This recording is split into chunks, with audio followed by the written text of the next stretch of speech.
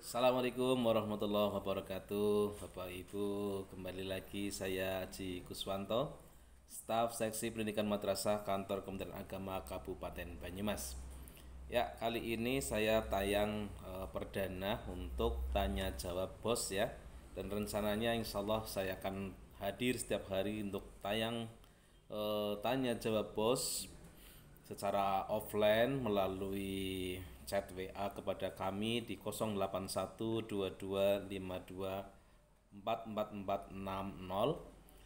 eh, Anda bisa memberikan pertanyaan seputar bos kepada kami dan nanti akan kami tayangkan setiap hari.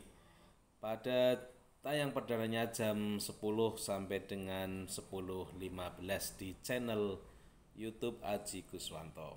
Ya. Baik, untuk pada kali ini ada pertanyaan dari pemilik WA nomor 0853 2729 0085. Assalamualaikum Pak Haji. Waalaikumsalam warahmatullahi wabarakatuh. Maaf, mau tanya, ini saya mau ngeramik ruang kelas baru di Borongkan.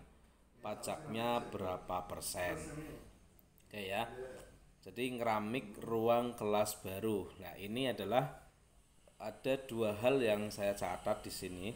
Satu, ngeramik ruang kelas baru, kemudian diborongkan. Ya, kita bahas yang pertama, ruang kelas baru.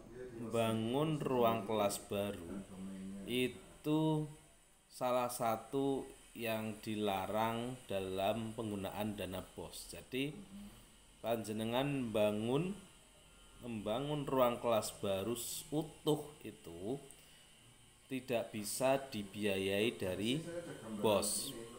Ini memang kendala ya di berbagai daerah, di berbagai madrasah, khususnya di daerah-daerah atau madrasah-madrasah yang belum memiliki kemampuan keuangan komite secara kuat gitu ya.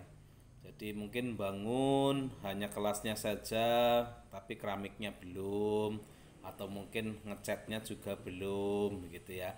Sehingga para pengelola BOS di tingkat madrasah ini mencari upaya gimana nih uang BOSnya bisa nggak dipakai untuk ikut membangun ruang kelas baru itu. Nah, saran saya Bapak Ibu, jika Anda membangun ruang kelas baru kok tidak selesainya misalnya karena keramiknya atau misalnya pengecatannya, mungkin jendelanya belum ada, itu akan lebih baik misalnya diselesaikan pada tahun anggaran berikutnya, sehingga itu sudah bukan menjadi ruang kelas baru lagi tapi ya ruang kelas yang lama lah gitu. Misalnya dengan ruang kelas barunya sampai misalnya ini kasus ini contohnya penutup lantainya ya.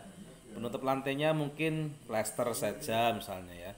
Sampai plester, kemudian di tahun depan itu kemudian Bapak Ibu memelihara, istilahnya pemeliharaan sarana prasarana dengan cara mengganti yang tadinya plesteran menjadi penutup lantai dengan keramik. Nah, ini saran saya seperti itu. Jadi jangan satu tahun anggaran dengan pembangunan ruang kelas barunya gitu. Jadi nanti kalau tahun depannya kan berarti ini pemeliharaan Pak gitu. Ketika ditanya oleh auditor, wah ini pemeliharaan dari misalnya apa tadi, plester keramik, plester ya, lantainya plester menjadi ke keramik. Misal juga misalnya yang pengecetan ya, pengecetan baru pelamir misalnya, nanti oh ini Pak dipelihara dari pelamir kemudian kita pengecetan, itu seperti itu. Jadi karena kata kunci dari dilarangnya itu adalah membangun ruang kelas baru gitu. Jadi alangkah baiknya saya sekali lagi di tahun anggaran berikutnya ya. Oke, seperti itu. Kemudian lepas dari itu kemudian misalnya kemudian ngeramik nih sudah bukan ruang kelas baru, artinya sudah tahun berikutnya, kemudian mau di keramik diborongkan, pajaknya berapa persen? Oke Bapak Ibu, jadi diborongkan itu ya sah-sah saja, sah boleh ya. Mau borongan atau mau swakelola itu yang penting Bapak Ibu itu punya RAB-nya ya, punya rencana anggaran biayanya untuk keramik itu berapa. Eh, Kemudian pajaknya berapa persen. Nah, kita melihat bahwa ketika pemeliharaan ini, ketika diborongkan, ini namanya adalah jasa konstruksi ya, jasa konstruksi. Nah, Bapak Ibu, namanya pemeliharaan itu pasti beli barang dan juga ada upah tukangnya. Jadi beli barangnya namanya keramik satu kelas pasti barangnya di atas 2 juta. Sehingga barangnya itu harus terkena pajak pertambahan nilai dalam negeri atau PPNDN ya. Jadi barangnya kena itu PPNDN.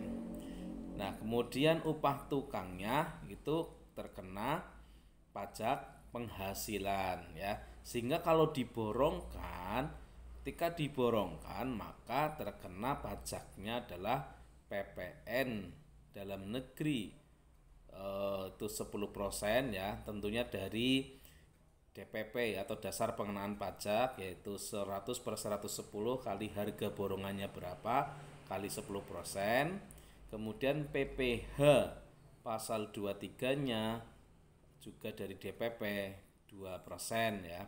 Kalau borongan pastinya si pemborong ini sudah pasti punya NPWP ya, dan juga berbadan hukum seperti minimal CV itu pasti akan lebih baik.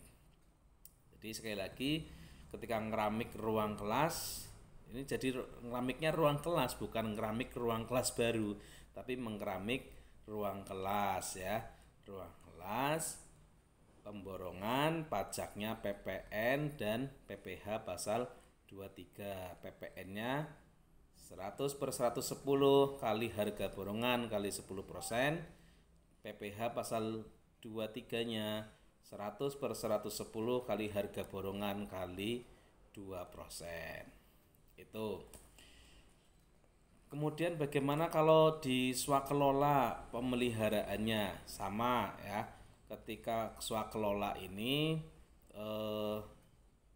kita kan pasti beli barang-barang ya, contoh keramik lah.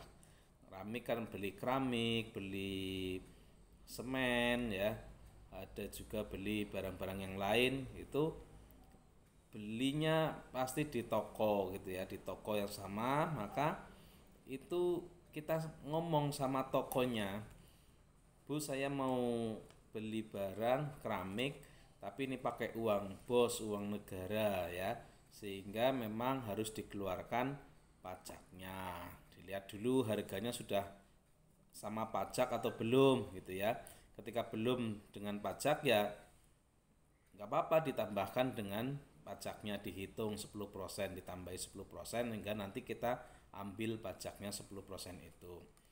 Kemudian untuk tukangnya, karena kalau swakelola ini tukang itu berarti adalah buruh harian lepas, maka terkenanya adalah PPh pasal 21 ya. Jadi orang pribadinya itu pasal 21.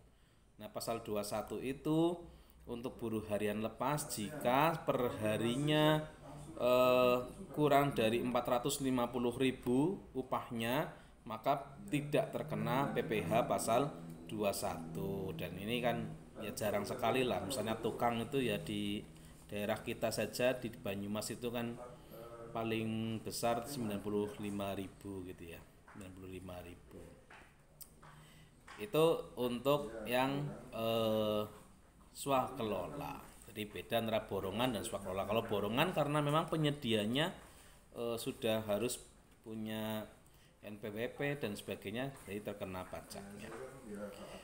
Jika Anda pertanyaan, silahkan